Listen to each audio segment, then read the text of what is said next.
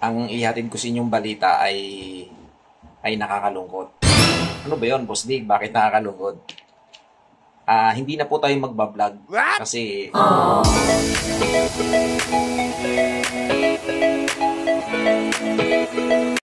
So yon mga boss, magandang tanghali sa inyo or magandang hapon na pala. Ayan, magandang hapon sa inyo mga boss. Unang-una sa lahat, maraming salamat sa lahat po ng aking mga followers tsaka yung aking subscribers sa aking YouTube channel, no. Ganito kasi 'yon.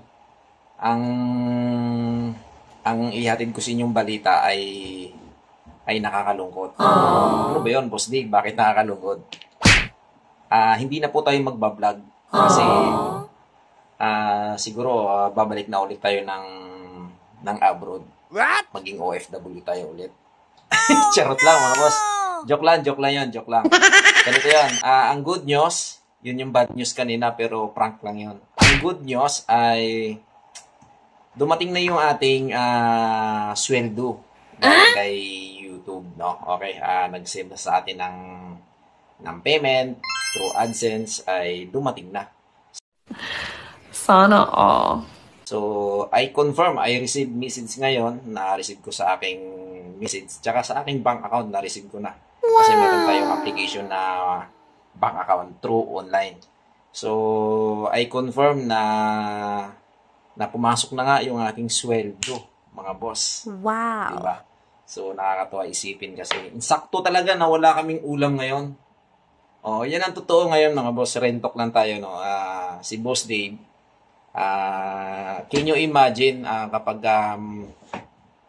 kapag talagang mayroong kang tiyaga ay mayroong ka talaga nilaga. Ang totoo niyan talaga mga boss, wala kaming ulam ngayon. Pwede na.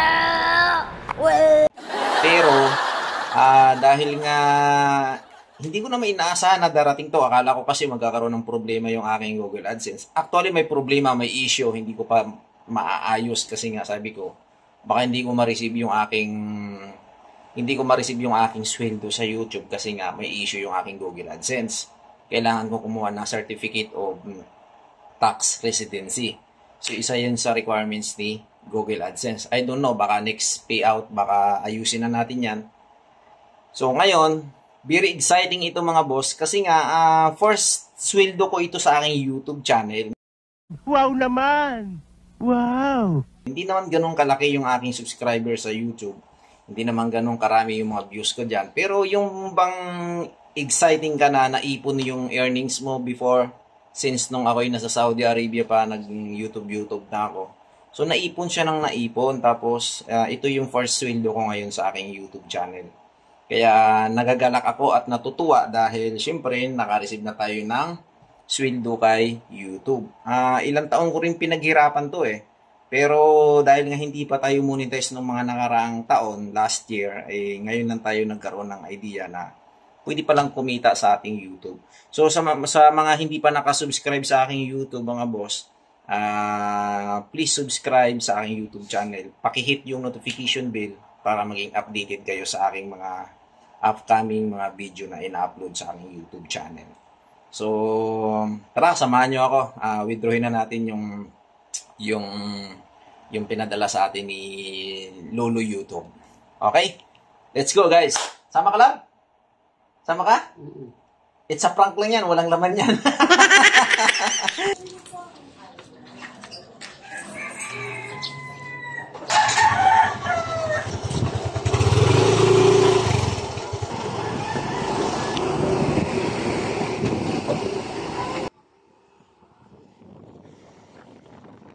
Sweldoan na mga boss. Ayan, withdraw natin. Hi!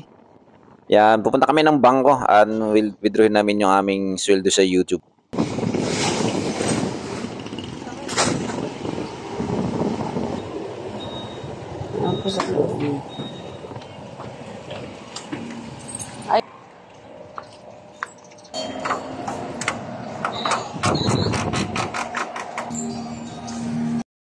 At dito na nga nagsimula yung aking pagkaka-excited mga boss dahil syempre first time kong sweldo nito at nagkaroon ako ng problema dito. Dito na nga nagsimula na nagtamang hinala ako dito mga boss kasi isa sa naging pinagtataka ko dito dahil nag-inquire lang ako ng balance sa aking account ay napakatagal lumabas ng resibo.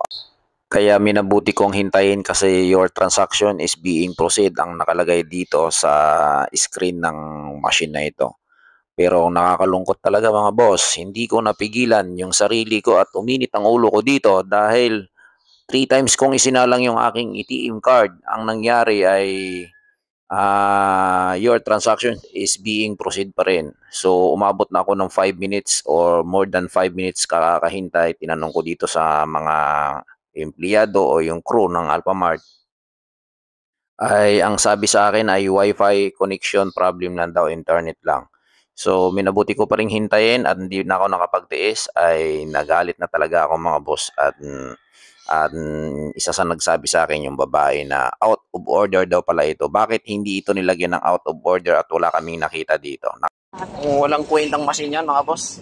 Hindi namin na-withdraw. Ang nakalipula doon, out of order daw. So kanina pa kami doon, 3 times na akong nakasalang, wala pa rin. Walang hiyang buhay to, napaka-init. Sana mayroong ATM machine. At yun nga mga boss, no, dun uminit ang ulo ko sa pagkakataong iyon, no, dahil first time kong magalit sa mga ganong klase at never talaga akong nagagalit sa mga kapwa nating tao kapag lalo na sa mga public area kasi ayaw kong magkaroon ng iskandalo. Okay, yan ang inaiwas-iwasan ko sa lahat. Pero minabuti ko nang umuwi at kumuha kami ng helmet ni Mrs. at on the way kami ng highway para puntahan ang BPI, isa sa mga maraming machine dyan sa BPI. Kaya doon kami pumunta. Pero ang bad news naman ay offline yung 5 machine ng BPI. Kaya minabuti na rin namin na maghanap ng iba pang option o iba pang mga open line na mga machine sa area ng Cabuyao Bayan City. Okay, so thankful pa rin tayo. Inisip ko kasi bawal ako magalit kasi high blood tayo, baka tumaas yung blood pressure natin at sobrang init, baka nagdadrive pa tayo ay bigla tayong atakihin at mahilo. Sa pagkakataong ito ay hilong-hilo talaga ako kasi nga sobrang init nga mga boss. At nakarating na nga kami dito sa PNB Bank. Yan, walang pila at nag-iisa at open line sila. Kaya minabuti ko na dito kami mag-withdraw para mas maganda. Ang una-unang ginawa ko, siyempre, nag-balance inquire muna tayo at tinignan natin sa resibo.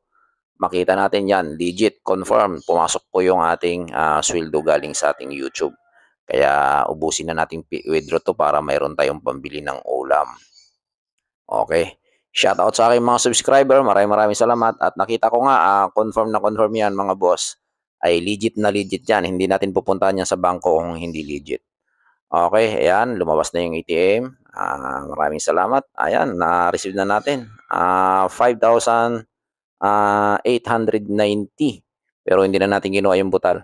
Kaya big thank you sa aking mga subscriber. Maraming salamat sa inyo. At tara, may pambili na tayo ng ulam. Let's go.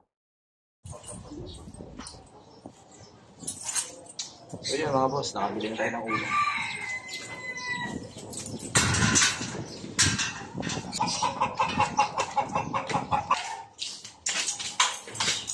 Grabe, Charles experience mga boss. Sa wakas, nakabili na natin kami ng ulam, no? Galing kami ng bayan.